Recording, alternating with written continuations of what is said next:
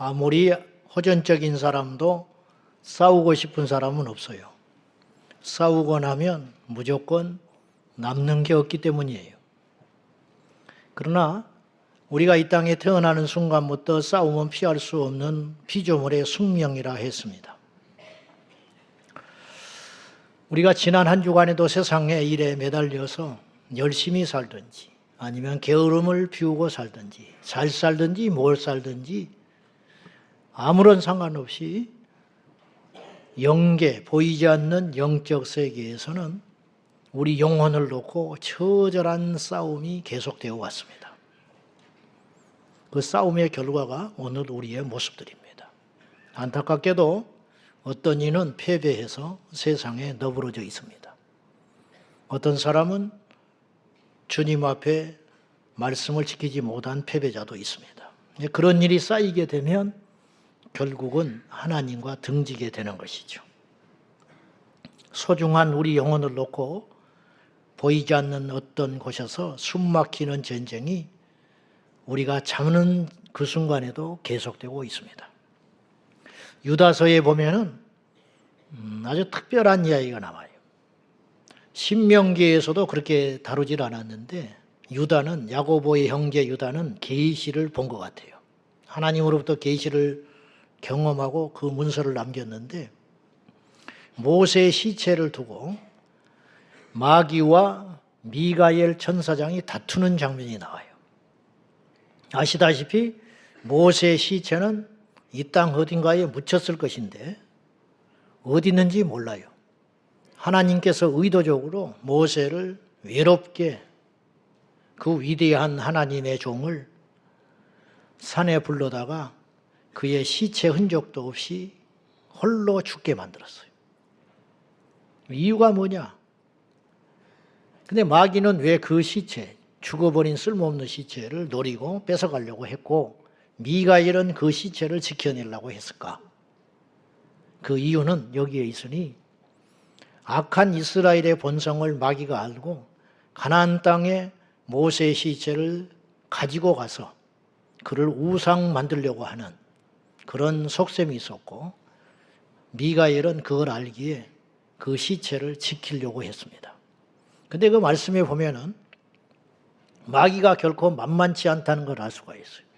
미가엘 천사장은 하나님의 수호 천사로 만만치 않은 힘을 가졌음에도 불구하고 마귀를 압도하지를 못하는 장면이 성경에 나옵니다. 여러분, 모세는 하나님의 영광스러운 품에 들어가 부활의 날을 기다리며 안식하고 있는데 그럼에도 불구하고 그의 시체를 가져가려고 했는데 지금 우리 영혼과 육체가 합체된 우리를 마귀는 얼마나 노리고 공격을 하겠습니까? 지난주에 천국과 지옥 놓고 벌이는 치열한 전쟁에 대해서 우리가 말씀을 나눴습니다. 그 말씀에 이어서 추가로 우리 교회 집사님 한 분이 저에게 진실한 메일을 보내셨습니다. 그가 병상에서 사선을 넘나들면서 경험한 간증을 저한테 보내주셨기에 그 말씀과 관계가 있고 그분이 그 설교를 듣고 저한테 보낸 것이기 때문에 그분의 허락을 받아서 제가 여러분에게 잠깐 소개하겠습니다. 급성 폐렴으로 이분은 고열로 어떤 치료의 방법도 통하지 않아 긴박한 7일간의 시간 속에서 극적으로 죽음의 문턱에서 살아난 다음에 다음과 같이 메일을 보냈습니다. 드디어 열이 39.9도까지 체크되었다. 남편에게 실신할 것 같으니 간호사실에 가야겠다며 비틀거리고 나갔다가 복도에서 간호사를 만나 열을 쟀다. 아직도 균이 계속 활동하며 만만치 않게 공격한다는 것입니다. 다른 장기로 퍼지면 죽는다고 했다. 뇌에 이상이 생길까 봐 덜컥 겁이 났다. 사실 나에게는 입원하기 전부터 노랫소리가 계속 들려왔다. 그 노랫소리는 7일간이나 지속됐고 어딘가에서 틀어놓은 듯한 들릴 듯 말 듯 크지 않는 잔잔한 노랫소리였다. 열이 39도를 지나 6일간이나 계속 지속되는 동안에 검은 정장을 한 남자들 셋이 서 있다가 한 명이 집요하게 나를 추격해 왔다. 외국인 같았고 눈동자가 이글이글한 노란색이었다. 다가오다가 내 코앞에까지 왔을 때 나는 두려워 눈을 감았다. 그러나 바로 눈을 뜨면 그대로 그 얼굴이 내 코앞에 서 있었다. 너무 소름 끼치는 존재였다. 한두 번도 아니고 그 무리들은 계속 나를 추적했고 그들을 나는 피해 다녀야만 했다. 또한 어느 날 밤이었는데 처음 보는 마을 두 곳을 내가 마치 드론을 탄 것처럼 공중에서 적나라하게 보고 있었다. 그 마을은 방대했으며 어쩌면 이렇게 구체적으로 많은 집들과 골목들, 좋은 배경이 있을까? 너는 이 모습을 어떻게 기억할까 하며 많은 사람들이 사는 듯한 매우 큰 마을을 보게 되었다. 집과 집 사이에는 바닥이 커다랗고 예쁜 돌들로 가득 차 있었고 지금과 같이 도시의 삭막함이 없는 마치 동화 속의 집들과 같이 좋았고 마을 분위기도 매우 구체적이고 아름다웠다. 물가와 나무 풀 그 모두는 금빛으로 영롱했고 커다란 잎사귀는 마치 크리스마스 꽃같이 아름다운 모양이었고 이 풀들 역시 금빛이 돌았다. 그 찬란한 도시를 나는 한눈에 보고 있었다. 한눈에도 그 도시는 평화로웠고 천국임을 직감할 수 있었다. 이것은 꿈이 결코 아니었다. 39도 40도를 오르내리는 열과 기침 속에서 눈을 감으면 여전히 그 세상이 보였다. 6일째 밤에 병실 침대에 앉아서 고개를 들면 시계가 보였고 나는 기도했다. 이분이 누워서 잠을 못 잤어요. 그 기간 동안에 폐에 심해서. 죽을 수 있다는 것을 알았기 때문에 죽음이 코앞에 와 있다는 것도 나는 감지할 수 있었다. 죽음이 별것이 아니었다. 여기서 잠이 들거나 의식을 잃으면 끝난 거다. 식구가 단촐하여 혼자 장례를 치를 남편을 생각하면 몹시 마음이 아팠다. 노랫말이 되어 내 귓전에는 계속 소리가 들려왔는데 신기했다. 남편에게 노랫소리 안 들리냐고 몇 번을 되물어도 안 들린다고만 했다. 이번 7일째 열이 38도대로 떨어지면서 극적으로 나는 살아났고 노랫소리는 더 이상 들리지 않았다. 그리고 이제 이분은 퇴원을 했고 지금 약으로 거의 치료가 된 상태입니다. 나는 성인이 된 후에 뇌출혈, 암, 그리고 폐렴으로 세 번째 죽음의 고비를 넘겼다. 소중한 경험이라 잊지 않기 위하여 급히 그대로를 적는다. 첫째, 하나님께서는 30년 전에 급한 마음으로 했던 서원을 잊지 않으시고 내게 지키라고 하셨다. 두 번째, 죽음 앞에서도 마귀들은 우는 사자들처럼 나의 죄를 감시하며 집요하게 따라다녔다. 목적은 지옥으로 끌고 가기 위함이었다. 세 번째, 어떤 상황에서도 전도는 하나님이 기뻐하시는 것을 깨달았다. 네 번째, 천국은 안개 속 뜬구름과 같은 것이 아니라 나에게는 현실이었다. 여섯 번째, 하나님께 드린 기도를 통하여 나는 응답을 받았고 그 응답대로 놀랄 만큼 빠른 속도로 회복이 되었다. 일곱 번째, 이 모든 것의 전체의 중심에 하나님이 계셨다. 마지막으로 천국은 저절로 이루어지는 것이 아니라 나의 믿음과 믿음의 결단이 있어야 가는 것이라는 걸 새롭게 깨달았다. 이분이 이제 죽음 직전에서 인생의 실존 앞에서 영생에 대한 맛을 잠깐 보신 거죠. 지난주 설교한 그 설교 내용의 댓글에 다음과 같은 댓글이 실렸습니다. 이분은 이제 불신자인데 설교를 듣는 것이 또 신기하지요. 예전에 저는 종교에 관해 다루는 어떤 유튜브 영상에서 성경은 천국과 지옥을 말하지 않았다. 그 말을 듣고 어떤 사람이 그런 주장하는 걸 봤다는 거예요. 성경은 천국과 지옥을 말하지 않는다고 듣고 저는 천국과 지옥은 기독교가 만들어낸 이야기인가 했습니다. 교회는 나는 아직 안 다니지만 목사님의 말씀을 매주 듣고 이제는 성경도 읽어보려고 알기 쉬운 버전으로 주문을 했습니다. 저희 가족은 아무도 교회를 안 나가는데 목사님의 설교를 들으니 지금이라도 남편과 아이들을 데리고 예배에 참석해야 한다는 생각을 강하게 하게 됐습니다. 일단 예배를 열심히 드리면 믿음이 생기겠지요. 가까운 곳에 다닐 수 있는 교회를 찾아봐야 되는데 조금은 막막합니다. 제가 그 후자에 있는 이야기를 하려고 이 댓글을 여러분에게 나누는 게 아니고 지금 상황이 어떤 상황이냐면 세상의 사람들은 우리 기독교 신앙의 엄연히 그리고 성경의 진리인 천국과 지옥의 복음의 진리를 기독교에서 만든 교리 정도로 그렇게 설파하고 있고, 세상 사람들은 그 거짓말에 속아가지고 그렇게 이해들을 하고 있다는 거예요. 더 심각한 것은 그런 선입견을 가지고 교회를 찾아 나온 사람들이 교회를 나오면 그걸 바꾸고 교정을 해줘야 되는데, 그렇게 하지 않음으로 인하여 무수히 많은 사람들이 교회를 다니면서도 천국과 지옥의 복음은커녕 도덕과 윤리, 그것도 똑바로 못 살면서 어떤 그러한 뜬구름 잡는 소리만 들으며 교회를 다니고 있는 현실이라는 거죠. 저는 개인적으로 이 시대의 교회가 중세 카톨릭화 돼 가는 거, 그 대단히 위험하고 마귀의 전략적 어떤 공격 속에서 이 땅의 교회가 뭐가 뭔지도 모르고 그 방향으로 가는 것에 대하여 대단히 속이 상한 사람 중에 하나입니다. 여러분, 사람들의 말을 따라가지 말고 성경을 보시기 바랍니다. 아직도 천국과 지옥을 현실로 받아들이지 못한 채 헛된 이념이나 멋스러운 신학적 용어들에 속아서 자신들의 영혼에 대하여 관심이 없는 이 시대의 육적 그리스도인들에게 경종을 울리고 싶어서 제가 서두에 이 말씀을 드렸습니다. 오늘의 주제는 우리는 누구를 위하여 싸워야 하며 싸우고 있는지를 분별해 보자는 거예요.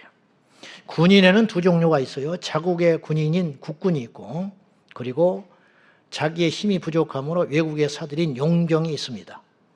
지금 현재 러시아와 우크라이나가 전쟁 중에 있는데, 이 러시아가 자존심을 굽히고 전세가 도저히 호전될 기회가 안 되니까 북한에 딜을 해가지고 아마도 군사적 기술을 제공하기로 하겠죠. 북한으로부터 실탄과 군인을 용병으로 받아들였어요. 북한에서 이제 파견된 용병들은 영문도 모른 채 애국심도 없고 자기 나라를 위해 싸우는 것도 아니고 두려움, 협박, 그리고 후방에 저 북녘 땅에 자기의 가족들을 볼모로 잡힌 채 지금 러시아 최전방 총알바지로 내몰리고 있는 형편이라는 것이죠. 잘은 모르지만 그래서 우크라이나의 자국 국민, 자기 영토와 가족을 지키기 위해서 총을 든 우크라이나 군인과 그리고 목적이 선명하지 않은 그냥 어쩔 수 없이 전쟁터에 내몰아버린 북한의 군인과 싸움을 한다면 적어도 그 전력을 엄청난 차이가 있을 것이다. 다시 말해서 우크라이나 군인 하나를 맞상대하기 위해서는 아마 북한 군인 2명 정도가 맞서야 상대가 되지 않을까 싶습니다. 이런 전력의 차이는 무엇에 있는가? 그건 무기도 무기겠지만 바로 그 전쟁의 이유가 다르기 때문이라는 거죠. 우리는 이 땅에서 지금 무엇을 위해 살고 있는지, 또 싸운다면 무엇을 위해 싸워야 하는지 우리가 정말 고민을 해봐야 됩니다. 그렇지 않으면 목적 없는, 이유 없는 싸움이 되어서 스스로 교만해서 멸망길로 가든지 아니면 중도에 지쳐서 무너져버리고 말 것입니다. 지금 우리나라가 무척이나 혼란스럽습니다. 외국에서 걱정할 정도로 우리나라가 혼란스럽습니다. 각기 자기가 옳다고 여기는 정치 세력을 등에 업고 그 이데올로기 싸움을 하고 있는 치열한 전쟁터입니다. 그런데 이 싸움의 진정한 승패는 제가 볼 때 진정성에 의해서 판가름 난다고 생각해요. 끝까지 견딜 수 있는 힘이 어디에 나올까요? 끝까지 포기하지 않는 그 저력은 과연 어디서 나온다고 할 수 있을까요? 누가 진정 순수한 자들인가?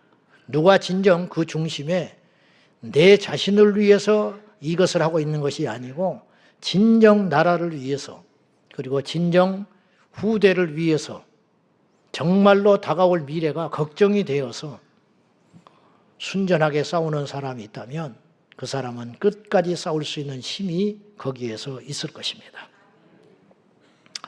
혹이라도 애국 해대면서 교회 하면서 주여 하면서 그 중심에는 돈이 목적이고 자신의 권력 욕심이 목적이고 자신의 출세가 이런 혼란을 틈타서 자기의 정치적 이득을 얻기 위해서 참여하는 사람들이 있다면 제가 볼 때는 필경 실패하고 말 것입니다. 오래 못 갈 것이기 때문입니다. 오늘 본문에 보시면 블레셋이 이스라엘을 침공합니다. 이스라엘은 적수가 되지 못했습니다. 경제 규모로도 적수가 안 되고 국력의 차이도 확연했습니다. 인구도 차이가 났고 무기도 차이가 났고 소집한 군대의 규모에 있어서도 상대가 안 되는 전쟁이었습니다.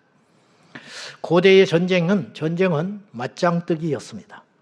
블레셋의 대표 선수는 키가 2m 90이 넘고 노수로 만든 투구의 무게만 57kg에 달하는 거인이 버티고 있었습니다. 그의 창자루는 성경에 말한 대로 배틀채와 같았고 그의 창날의 무게만 7kg였습니다. 그도 모자라 그 앞에는 호위병 하나가 완전 무장을 갖춘 채 방패를 들고 이 거인 골리앗을 지키고 있었습니다. 이 골리앗은 40일간이나 이스라엘과 대치하면서 고래고래 소리 지르고 이스라엘의 하나님을 모욕하고 있었습니다. 그리고 자신과 맞설 군인을 내내우라고 소리를 질러대고 있었지만 이스라엘은 두려워서 넉넉히 내놓을 만한 용사도 백보도 없는 상황이었습니다. 한마디로 절망적인 상황입니다. 그때 군대에 소집할 나이도 되지 않아 군대의 군인도 되지 못한 다윗이 전쟁터에 그의 형들의 먹을 것을 준비하여 아버지 심부름을 갑니다. 그리고 그의 눈에 블레셋 거인 골리앗의 소리가 들려옵니다. 다윗은 그 소리를 듣고 분노했습니다. 과연 다윗은 왜 이 전쟁에 참여하게 되었으며 군인도 아닌데 어떤 소리를 들었기에 이렇게 분노하게 되었는지 한번 성경을 보겠습니다. 26절 보시죠. 자, 참고해서 보겠습니다. 시작. 다윗이 곁에 서 있는 사람들에게 말하여 이르되 이 블레셋 사람을 죽여 이스라엘의 치욕을 제거하는 사람에게는 어떠한 대우를 하겠느냐? 이 할례 받지 않은 블레셋 사람이 누구이기에 살아계시는 하나님의 군대를 모욕하겠느냐? 다윗이 내가 이 사람을 쳐 죽이면 보장된 약속이 뭐냐? 그러나 다윗은 그것 때문에 전쟁에 참여하지 않았다는 건 우린 잘 압니다. 그랬다면 그는 들판에 짐승의 먹잇거리가 되고 말았을 거예요.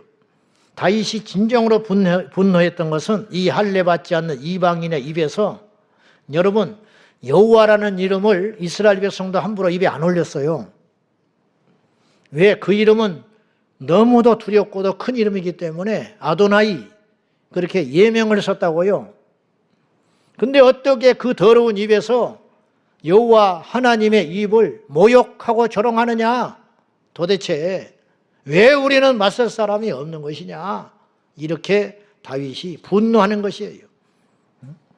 하나님의 군대인 이스라엘을 모독하고 있는데 어째서 가만히 있냐? 이것 때문에 화가 난 거예요. 그리고 다윗은 이 말도 안 되는 싸움에 나가기로 마음을 먹습니다. 물론 다급해진 사울은 이 거인을 무너뜨리는 자에게 상을 내걸었어요. 그건 뭐냐? 많은 재물을 주고 내 사위로 삼을 것이고 그 집안의 세금을 면제하리라. 그러나 그것 때문에 다윗이 나갔다고는 볼 수 없어요. 다윗의 싸움의 동기, 싸움의 목적은 분명했으니 그것은 하나님의 이름이 저 더러운 이방인의 입에서 오르락내리락 하면서 조롱받는 것이 죽기보다 싫은 거예요. 내가 죽었으면 죽었지 그 꼴은 못 보겠다. 하나님께 동기가 있었다는 거예요.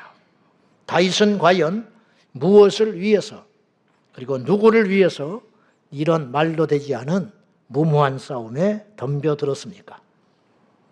그는 전쟁에 징집되지도 못할 만큼 체격이 작고 어렸음을 알 수 있어요. 그는 사울이 입혀준 갑옷도 맞지 않았고 사울이 지어진 칼도 휘두를 만큼 힘이 없었어요. 그는 무기를 사용해 본 적도 없고 전쟁터에 나가서 싸워본 적은 또한 한 번도 없는 사람이에요. 사실 따지려면 사울이 나가는 게 낫습니다. 그는 전쟁을 경험했던 사람이고 갑옷을 입은 사람이고 칼을 휘두를 줄 아는 사람이죠. 승률은 제로에 가깝다고 할 수 있어요. 그런데 다윗이 나갑니다. 근데 다윗이 나갈 때 그가 선언한 그 선포의 내용을 보면 다윗이 확신에 꽉 차 있지만 저는 좀 다른 각도에서 이 본문을 봐요. 물론 다윗의 마음속에 믿음이 있었으니까 나갔기도 했지만 어찌 보면 다윗은 다윗의 마음을 들여다보면 이런 마음이 있었을 것 같아요. 나는 이기려고 나가는 게 아니다. 나는 견딜 수 없다. 나는 참을 수 없다. 나는 내가 죽고 살고 간에 내가 죽어도 상관은 없는데 저 이방인의 입에서 여호와 하나님을 모욕하는 소리는 나는 들을 수는 없다. 그런 의분에 찬 마음으로 다윗이 전쟁터에 나가는 거죠. 이 무모한 행동이 믿음이 된 것입니다. 성경에는 계산하고 복을 받은 사람이 한 명도 없습니다. 무슨 말이냐면 왕이 되려고 다윗이 이거 한 거 절대 아니에요. 그런 건 안 해요. 왕이 된들 죽으면 무슨 프로가 있겠어요? 여러분이라면 이런 무모한 싸움에 왕이 되기 위해서 덤벼들겠어요? 이스라엘 군인 중에 한 명도 나서는 사람이 없었어요. 그것은 너무도 자명한 이치인 것이죠. 아브라함이 복의 근원이 되기 위해서 자기 고향 땅을 떠났으며 자기 후대에 예수님이라고 하는 이러한 하나님의 약속의 메시아가 자기 후대를 통해서 오는 영광을 얻으려고 갈대아 우르 땅을 떠났겠습니까? 절대 그렇지 않습니다. 말씀을 쫓아간 것뿐이에요. 그냥 순종해 갔는데 어느 날 뒤를 돌아보니까 부자가 되었고 어느 날 뒤를 돌아보니까 자기를 알아주는 사람이 많았고 어느 날 뒤를 돌아보니 100살의 아들이 생기는 기적이 생긴 것이죠. 어쩌다가 복을 받은 거죠. 사도 바울이 기독교 2000년 역사 중에 가장 위대한 사도요 하나님의 종이요 완전한 사람이었다는 것을 부인하지 못합니다. 바울이 그런 유명세를 내고 그가 남긴 서신들이 성경에 들어갈 걸 알고 그렇게 살았을까요? 절대 그렇지 않았을 거예요. 바울이나 다윗은 배경이 완전히 달라요. 1000년의 시간의 차이가 나거든요. 다윗은 눈에 보이는 육적 싸움을 하러 간 사람이고 바울은 눈에는 보이지 않으나 존재하는 영적 싸움을 했던 사람이거든요. 그러나 제가 재미난 생각을 하나 해봤어요. 바울이 다윗 시대로 들어간들 이 전쟁터에 가면 나는 바울이 다윗처럼 그 전쟁에 뛰어들었을 것 같아요. 반대로 다윗이 1000년 후에 늦게 태어나서 만약에 예수님의 부르심을 받아 사도가 됐다 해도 다윗은 그리스도 예수를 위해서 미친 듯이 복음을 전하고 다녔을 사람 같아요. 그것이 중요하다는 거죠. 다윗이 하나님 나라에 간 지 3000년이 흘렀고 이 전쟁을 치른 지 3000년이 된 거예요. 바울이 복음을 전하고 순교한 지 2000년이 흘렀습니다. 오늘 이 시대에 우리는 어떤 모습으로 살아야 되는가? 오늘 또 다윗이 블레셋 장수 골리앗과 싸움하는 것처럼 우리는 불가능한 싸움 가운데 몰려있을 때가 많습니다. 그때 우리가 필연코 싸움을 해야 되는데 중요한 건 동기가 중요하다는 거죠. 무엇 때문에 싸우느냐? 만약에 왕의 사위가 되기 위해서 그 싸움에 나갔다면 우리는 다 죽고 말 것입니다. 멸망당하고 말 것입니다. 그러나 오직 한 분, 우리의 주군이요, 우리의 왕이요, 이민족의 왕이요 통치자이신 우리 하나님의 영광을 위하여 나가는 싸움이라면 결코 실패 없는 싸움이라고 저는 믿습니다. 하나님은 중심을 보신다 했습니다. 중심을 보신다는 말의 의미는 우리는 잘 압니다. 그 말이 무슨 뜻일까요? 그것은 동기를 보신다는 거죠. 네가 무엇 때문에 그 길을 가느냐? 네가 무엇 때문에 그 일을 하느냐? 너 무엇 때문에 그렇게 말하느냐? 겉으로는 사람을 위하는 것 같고 겉으로는 하나님을 위한 것 같지만 그 내심 속에 중심이 하나님을 향한 순전함이 없다면 그 일은 필령 망하고 말 것이라는 거예요. 사도 바울은 오직 이모로 저모로 그리스도가 영광을 받으시고 그리스도만 전파되기를 소원했던 참 종 중에 한 사람입니다. 그는 선언하기를 먹든지 마시든지 무엇을 하든지 하나님의 영광을 위해 하라고 촉구했습니다. 빌립보서 1장 17절과 18절의 말씀 한번 보겠습니다. 자, 시작. 괴로움을 당하게 할 줄로 생각하여 순수하지 못하게 다툼으로 그리스도를 전파하느니라. 그러면 무엇이냐? 거칠애로 하나 참으로 하나 무슨 방도로 하든지 전파되는 것은 그리스도니 이로써 나는 기뻐하고 또한 기뻐하리라. 이 말씀은 좀 해석이 필요할 것 같습니다. 아시는 대로 빌립보서는 옥중 서신입니다. 사도 바울이 로마의 감옥에 갇혀서 쓴 서신서 중에 하나입니다. 그는 감옥에 매여 있다. 지금 배경을 설명을 했어요. 나의 매임에, 나는 매여 있는 것도 고통스럽지요. 로마 감옥의 지하에 착고같이 어져 자유를 잃어버린 채 언제 죽을지 모르는 그러한 위험한 인물로 낙인 찍혀가지고 억울하게 옥살이하고 있는데 나의 매임에 더하여 또 하나의 고통이 있다. 그건 뭐냐? 순수하지 못한 방법으로 나를 마음을 아프게 하려고. 주님을 위해서 복음을 전하는 무리들이 아니고 바울과 경쟁하다가 예수를 전하러 다닌 사람들이 있었는데 이제 우리는 이해할 수 없지만 지금도 예나 지금이나 그런 사람이 있죠. 바울이 복음을 전하니까 우리는 더 전해야 된다.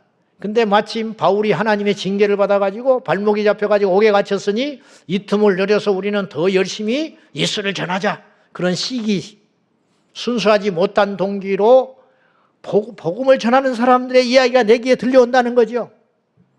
그러나 나는 상관없다. 왜냐? 이모나 저모나 시기에서 전하든지 순수한 마음으로 동기로 그리스도를 전하든지 전해지는 것은 내가 아니고 그리스도 아니냐? 그리스도를 한 사람이라도 더 듣고 어떤 동기로 전해지든지 그리스도를 듣고 회심하고 예수님이 하나님의 아들이신 것과 죄를 속량할 수 있는 유일한 하나님의 구원자라는 사실을 알아 구원받을 수만 있다면 나는 기뻐하고 또한 기뻐하리라. 어떻게 이런 분이 있을 수 있죠? 그러니 바울을 하나님이 얼마나 멋지게 땀 한 방울 피 한 방울까지 쓰시겠습니까? 알차게 쓰신 거예요. 마지막까지. 그가 이루는 위대한 복음의 열매들을 보십시오. 그 목적이 순수했기 때문에 바울은 자신을 위해서 복음을 전하는 사람이 아니었기 때문에 먹고 살기 위해서 복음을 전하는 것도 아니고 자신의 공명심 때문에 복음을 전하는 사람도 아니었기 때문에 바울은 교회를 곳곳에 세웁니다. 요즘에도 교회를 세우는 게 어려운데 옛날에는 오죽했겠습니까? 대놓고 핍박하던 시대인데 고린도 교회를 세우고 에베소 교회를 세우고 갈라디아 교회를 세우고 빌립보 교회를 세우고 데살로니가 교회를 세우고 처처에 가는 곳마다 1년 2년 수개월씩 목숨을 건 싸움을 해가지고 예수님의 제자를 만들어 놓고 교회가 세워지면 미련 없이 떠납니다. 여러분, 애착을 쏟아붓고 열정을 쏟아붓는 만큼 미련이 남는 것이거든요. 근데 바울은 그것을 남겨주고 떠납니다. 미련 없이 떠납니다. 그 이유가 무엇이냐? 그것이 더 주님 나라에 유익하기 때문에. 도대체 이런 멋진 생각들은 어디서 오냐는 거예요. 이런 기가 막힌 아이디어는 어디서 비롯된 것이냐는 거죠. 똑같이 예수를 믿는데 그것은 한 가지에서 찾을 수 있어요. 다윗이나 바울이나 그의 동기가 순전했기 때문이에요.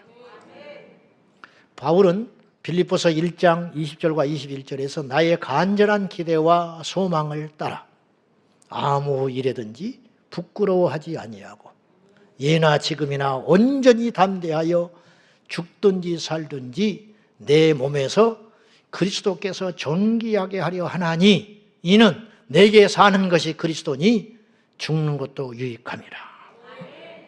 생략되어 있는 말이 있어요. 내게 사는 것이 그리스도이니 내가 죽어도 나는 유익하다. 우리가 꼭 잘 때야만 주님이 영광을 받으시는 건 아니에요. 스데반은 죽음으로 하나님의 영광을 드러냈잖아요. 주님께서 나를 통해서 살아계신 하나님으로 드러날 수만 있다면 내가 죽는 것이 무엇이 두렵겠는가? 이런 발상과 생각은 도대체 어디서 나오냐는 거예요. 그건 그리스도를 향한 순전한 마음, 그의 동기에서 나오게 된다는 것이죠. 포괄적 차별금지법을 막아 우리나라의 장래를 지킬 수만 있다면 누가 막으면 어떻습니까? 그러나 안타깝게도 현실은 그렇지 않는 수가 많습니다.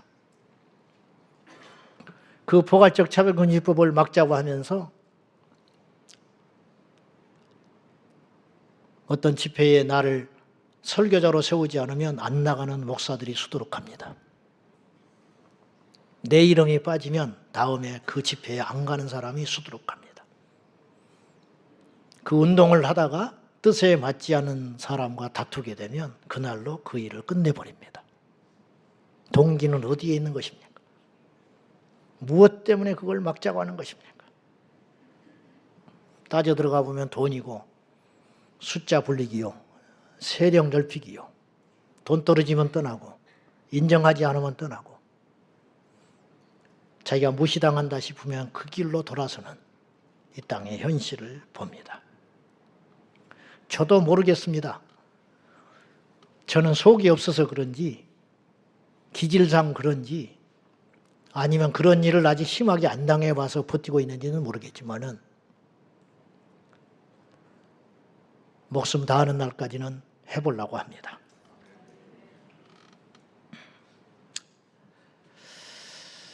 오늘 본문의 말씀을 통해서 구체적으로 다윗이 전쟁터에 나가면서 선언한 그의 믿음의 고백을 한번 살펴봅시다. 자, 45절 먼저 한번 보죠.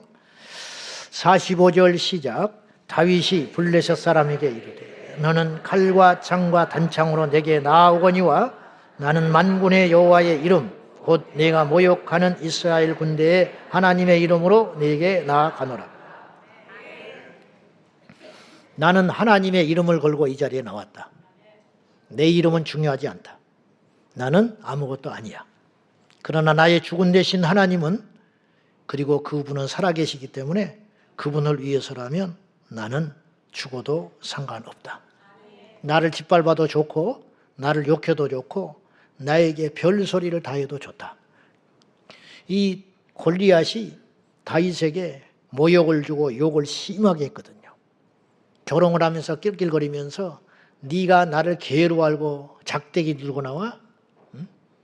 물맷돌 던질 수 있는 막대기를 들고 나오니까 조롱거리면서 야, 어떻게 이스라엘에 이런 한심한 일은 너밖에 없냐? 그러면서 여기 담지 못하는 심한 모욕과 욕을 했을 거예요. 다윗은 그런 거는 상관없어요. 단지 네가 하나님을 모욕하는 데 있어서 나는 참을 수 없다라는 거예요. 여러분, 뭐 때문에 그렇게 기분 나쁠 때가 있으세요? 교회 다니면서. 나 정말 궁금해서 그런데 하나 물어봅시다. 응? 뭐 때문에 어느 날 하다가 사라져버립니까? 막 언제부터 막 순교할 것처럼 덤벼들더니 어느 날 자리에 안 보여요? 왜 그러세요? 한번 물어봅시다. 누가 하나님을 모욕합니까? 여러분을 모욕합니까? 응? 그 분명히 하라는 거예요, 분명히. 우리를 모욕하는 게 뭐가 기분이 나빠요? 하나님의 영광을 가리는 것이 우리에게 심각한 문제지. 여러분, 이 땅에서 자꾸 우리가 사라져야 우리 이름이 천국에 가서 얻는 게 있는 거예요. 이 땅에서 다 누리고 받고 알려지면 그게 좋은 줄 아세요? 다 천국에 상 깎아먹고 있는 거예요.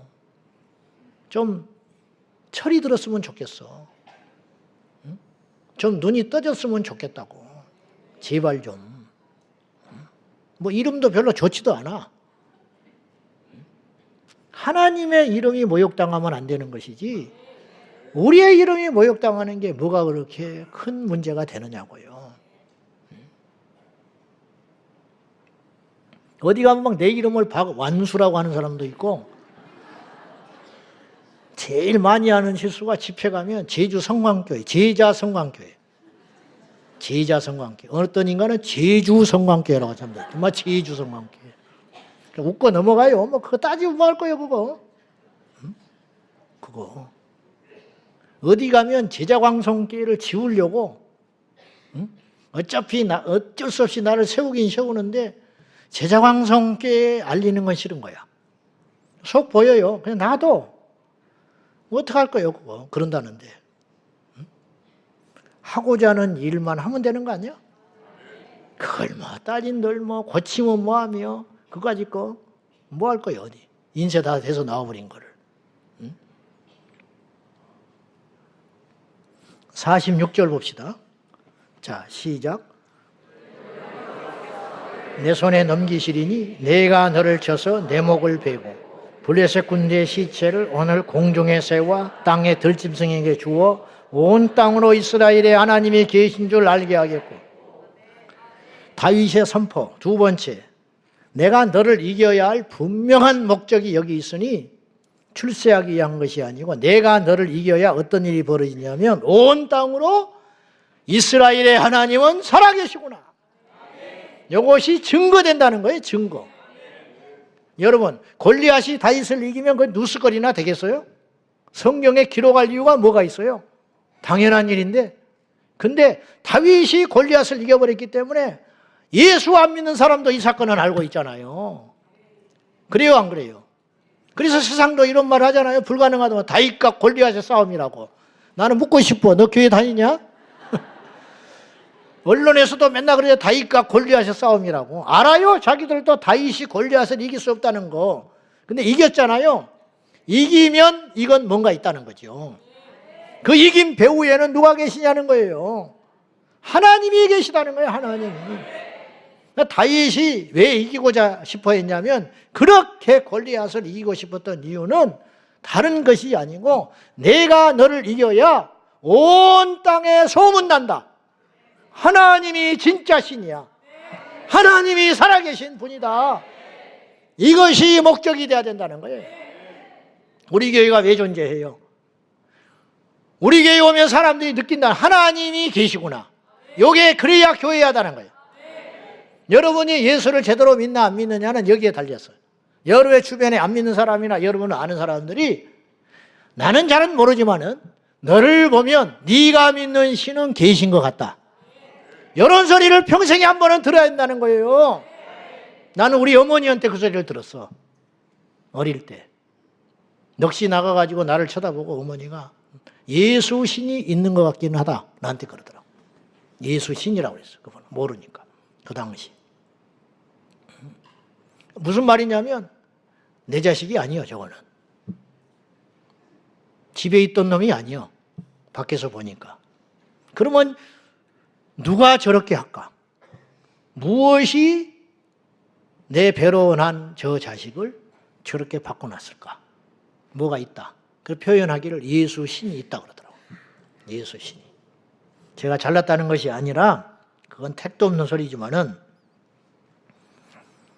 내가 골리앗 너를 때려잡아야 온 땅에 하나님의 소문이 난다. 난 그것 때문에 간다. 여러분 명심하세요. 우리가 처세 잘못하면 하나님이 욕먹어요. 그래서 우리가 바르게 말씀대로 순종해서 그때는 어렵고 힘들고 바보스럽고 손가락질을 받아도 말씀을 끝까지 붙잡고 힘들지만 살다 인내하고 성경에 보니까 인내하세요. 성경에서 인내하라면 인내하고 성경에서 말하라면 말하고 성경에서 이렇게 하라면 이렇게 하고 그렇게 살다 보면 어떤 일이 벌어지냐면 우리가 말씀을 지키잖아요. 그러면 이 말씀을 주신 분이 드러날 거 아니에요. 우리는 사라지게 되고 그것. 다윗은 그 목적이 분명했다는 거죠. 마지막으로 47절이에요. 같이 봅니다. 시작. 또 여호와의 구원하심이 칼과 창에 있지 아니함을 이 무리에게 알게 하리라. 전쟁은 여호와께 속한 것인지 그가 너희를 우리 손에 넘기시리. 이게 이제 46절하고 비슷한 말이에요. 계산으로는 도저히 못 이긴다는. 군인이 많으면 이기지. 무기가 좋으면 이기지. 당연한 일이지. 근데 사람들은 그 이상의 생각을 못 할 거야. 근데 사람들이 생각하지 못한 일을 나는 이루려고 해. 전쟁이라는 것은 세상의 전쟁이라는 것은, 하나님과 상관없는 전쟁이라는 것은 무기수, 병력, 전략에 있을지 모르나 이 전쟁은 하나님의 손에 있어. 그러니까 하나님이 넘기시면 무조건 이기는 거야. 이게 무슨 말이냐? 결국은 이 세 가지의 선포를 함으로 다윗이 힘주어 말하고 싶은 것은 뭐냐면, 만군의 하나님은 살아계신 하나님이다. 내가 너를 이겨야만 그 하나님이 진짜 신으로 드러난다. 엘리야도 비슷한 기도를 했어요. 갈멜산에서 장작을 놓고 제단 위에 모든 걸 준비해 놓고 도랑을 파서 물을 부은 후에 불을 내리게 할 때에, 여호와여 나의 기도를 들어주셔서, 나의 기도를 들어주셔야 할 이유가 분명히 있으니 내가 하나님의 종인 것과, 두 번째 내가 내 뜻으로 하는 것이 아니라 하나님의 말씀대로 이 일을 하는 것과, 온 천하에 이스라엘의 하나님이 살아계신 참신인 것을 보여주십시오. 그러기 위해서 불을 내려주셔야 됩니다. 하나님이 꼼짝없이 불 내려주셨죠. 동기가 엘리야에게 있지 않고 하나님에게 있기 때문에 그렇습니다. 오늘 우리는 무엇을 위해 살아가고 있습니까? 대단한 이야기 같지만, 거창한 이야기 같지만 분명히 해야 되겠습니다. 우리는 무엇 때문에 싸우기 싫은 싸움을 해야 하고, 견디기 힘든 모욕을 참아야 하고, 도망가고 싶은 고난의 연단을 인내해야 됩니까? 우리 주님을 위해서. 저는 지금 강단에서 설교를 하고 있는 입장이기 때문에 이 시간은 이제 사실대로 이야기를 하는데, 제가 거의 날마다 생각합니다. 나는 왜 목회를 하느냐? 큰 교회 하려고? 왜 목회하냐? 직장으로 하냐? 뭐 때문에 하느냐? 너 왜 그 성도에게 전화하고 그렇게 관심을 갖냐? 그 영혼을 정말로 사랑해서 그러냐? 그 사람이 교회를 떠날까 봐 그러냐? 너 왜 신방하냐? 거의 매일 나에게 던지는 질문이에요. 그것에 답변을 할 수 있어야 돼. 여러분 오늘 왜 오셨어요? 여러분은 왜 그 일을 하세요? 홀리브리지 네트워크 선교를 왜 만들었냐? 너 혹시 노구에 그거 하고 싶어서 만든 거 아니야? 내 스스로에게 질문을 던지는 거예요. 응? 너 포괄적 자본주의법 왜 막으려고 그래? 응? 혹시 하나님이 아시겠지. 누구를 위해서, 무엇을 위해서, 그리고 여러분 속에 깊이 담겨져 있는 여러분도 모른 채 진짜 그 동기는 무엇입니까? 알 수 있는 방법이 있습니다. 만약에 여러분이 중도에 포기하거나 변질되거나 혹은 주변 사람들을 해치는 존재가 된다면 여러분의 동기는 잘못된 것입니다. 결국은 돈 때문이고, 결국은 명예 때문이고, 결국은 여러분의 체면 때문에 그 일을 했다는 것이 드러나는 것입니다. 끝까지 순전함을 유지하십시오. 잘 되고 못 되고는 중요한 게 아닙니다. 다윗이 지금 살기 위해서 전쟁 나가는 게 아니잖아요. 하나님을 위해서 나가고 있잖아요. 스데반은 죽음으로 하나님의 영광이 나타났어요. 다윗은 이김으로 하나님의 영광이 나타났다고. 목적은 똑같았어요. 우리는 아무것도 아니에요. 우리의 죽은 대신 하나님을 위해 목숨을 다해 충성하며 끝까지 달려가는, 중도 탈락자 되지 마시고 포기자 되지 마시고 낙심하지도 말고 자랑하지도 말고 변질되지도 말고, 됐다고 자랑할 것도 없고 안 됐다고 의기소침할 것도 없고. 왜? 우리는 하나님 나라의 부품이기 때문에. 마귀의 부품은 비극적이죠. 비참한 저주죠. 그러나 하나님 나라의 부품으로 쓰임받다가, 실컷 쓰임받다가, 하나님 나라의 사냥꾼으로 제가 쓰임받다가 마지막에 주인 대신 그분 앞에 먹이로 된다 할지라도 나는 마땅히 그 길을 가는 것이 옳다고 생각합니다. 누구를 위한 전쟁입니까? 누구를 위한 사역입니까? 누구를 위한 수고입니까? 분명히 하시기를 주님의 이름으로 축원합니다. 기도하십시다. 하나님 아버지, 우리는 무엇 때문에 주님 앞에 나왔습니까? 무엇 때문에 목회를 하며, 무엇 때문에 봉사를 하며, 무엇 때문에 예배를 드리며, 무엇 때문에 이 자리에 온 것입니까?